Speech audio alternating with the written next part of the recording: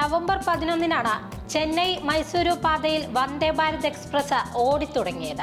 ട്രെയിനിന് നേരെയുള്ള കല്ലേറ് പലയിടങ്ങളിലും കാണാറുള്ള സംഭവമാണെങ്കിലും വന്ദേ ഭാരത് എക്സ്പ്രസിനെതിരായ കല്ലേറ് മറ്റ് ട്രെയിനുകൾക്ക് നേരെയുണ്ടാകുന്ന ആക്രമണവുമായി താരതമ്യം ചെയ്യുമ്പോൾ അധികമാണെന്നാണ് ദക്ഷിണ റെയിൽവേ വിലയിരുത്തുന്നത്. ഇതിൽ തന്നെ ഏറ്റവും ശ്രദ്ധേയമായ കാര്യമായി ദക്ഷിണ റെയിൽവേ പറയുന്നത് തമിഴ്നാട്ടിലും കർണാടകയിലും വന്ദേ ഭാരതിനെതിരെ കല്ലെറിഞ്ഞവരിൽ ഏറിയ പങ്കും പ്രായപൂർത്തിയാകാത്തവരാണ് എന്നതാണ്. ഇതിൽ തന്നെ വന്ദേ ഭാരതിന് നേരെയുണ്ടായ 80% കല്ലേറും നടന്നിട്ടുള്ളത് ബംഗളൂരു ഡിവിഷന് കീഴിലാണെന്നും റെയിൽവേ അധികൃതർ വിശദമാക്കുന്നുണ്ട്.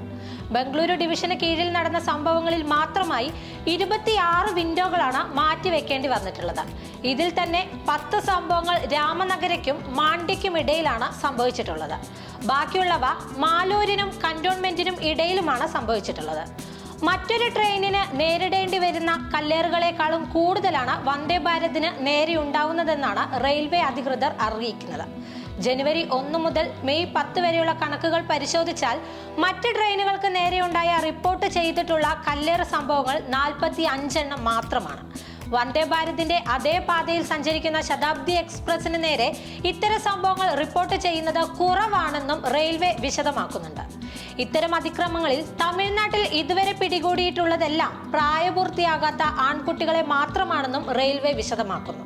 കൂടാതെ ബംഗളൂരു ഡിവിഷന് കീഴിലും പിടിയിലായവരിൽ ഏറിയ പങ്കും 10-നും 18-നും ഇടയിൽ പ്രായമുള്ളവരാണ്.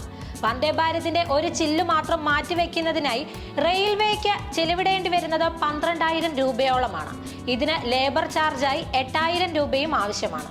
64 ജനലുകൾ ഇതിനോടകം മാറ്റിവെക്കുന്നതിനായി ഇതിനോടകം 12,80,000 രൂപയോളമാണ് ദക്ഷിണ റെയിൽവേ ചെലവിട്ടിരിക്കുന്നത്.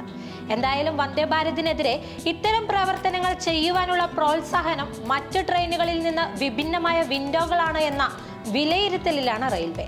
വന്ദേ ഭാരത് വന്നിട്ട് 1 മാസം പിന്നിടുമ്പോഴേക്കും 3 തവണയോളമാണ് കേരളത്തിലും വന്ദേ ഭാരതിന്റെ ചില്ലുകൾ തകർത്തിരിക്കുന്നത്.